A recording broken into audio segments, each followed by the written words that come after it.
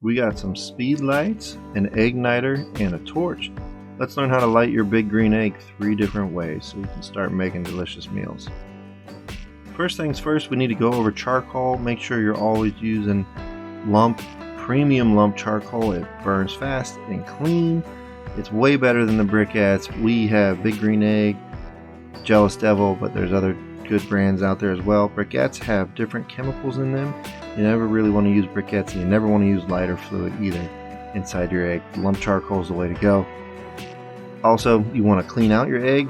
You want to give it a shake here if you have a kick ash basket. If not, you'll just use your ash tool to scrape it around and get all that debris down to the bottom, at which you then are going to pull it out with your ash tool into your ash pan. If you don't have one of these, that's fine. You can use a paper plate, or you can try to suck it out with a shop vac.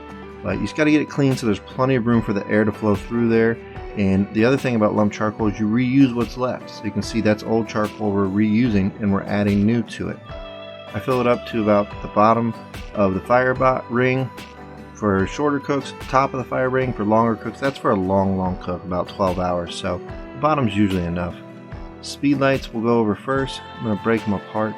We do like 2 is about how many I like to use in here. I'll put them kind of not dead in the middle, but opposite of each other, just to give them some room to breathe. They got about halfway down into the charcoal, halfway sticking out.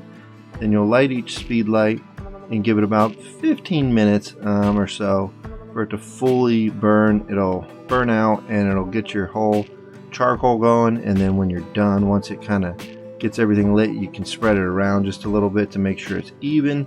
And then you can shut the lid and start adjusting your vents to get to the right temperature. Next is the egg niter. Now the egg niter has 2 functions to it on the handle. One you can do is the fan, and then the next one on the bottom is the heat. So we'll start with heat, then we'll do the fan to kind of kick it up quicker. Here's the heat. You'll see it get glowing red as it's going right smack in the middle of all that charcoal. It's going to create a nice spot. It's going to start the fire, get real nice and red right in the middle where we want it. Then we're going to switch it over and we're going to use the fan. So this is a quicker method than the speed lights. You're probably talking 10 minutes, 4 or 5 minutes to light it, and then a couple more minutes of the fan. That's really going to get it ripped, roaring, ready to go. After that, we have the torch, which we'll use next. The torch is super easy because you're just going to turn it on. You got that 1 pound canister like you would use for camping, the Coleman canisters. We're just going to set it right smack in the middle there and just let it light everything up.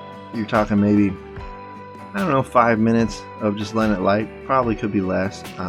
Just getting everything nice and rolling. Make sure all your vents are open. Get the torch going. Get yourself a nice fire. And then once you get it up to where you want it, again, you can then close the lid, get it where it needs to go. We have all 3 of these items here at the Specialty Gas House in Columbus, Ohio. So stop in, check out our new area with tons of ribs, sauces, every Big Green Egg accessory you would need.